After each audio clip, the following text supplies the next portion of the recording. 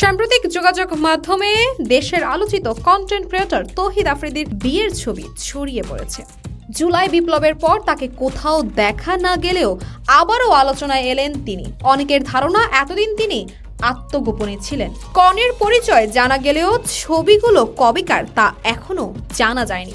এমনকি বিয়ে হয়েছে এ ব্যাপারে নির্ভরযোগ্য কোনো তথ্য পাওয়া যায়নি। এছাড়া এ বিষয়ে আফ্রিদির সঙ্গে যোগাযোগের চেষ্টা করে এই সময় টিম ব্যর্থ হয়েছে। তবে সূত্র বলছে বিয়ের এই ছবিতে কনে রাইসা, আর রাইসা দেশের একটি বেসরকারি বিশ্ববিদ্যালয় থেকে স্নাতক শেষ করেছেন।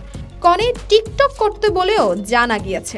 সোশ্যাল মিডিয়াতে গুঞ্জন উঠেছে যে দু পরিবারের সম্মতিতে তাদের বিয়ে হয়েছে। এর আগে রাইসার সঙ্গে প্রেমের সম্পর্কের কথা অস্বীকার করে আসছিলেন তৌহিদ আফ্রিদি।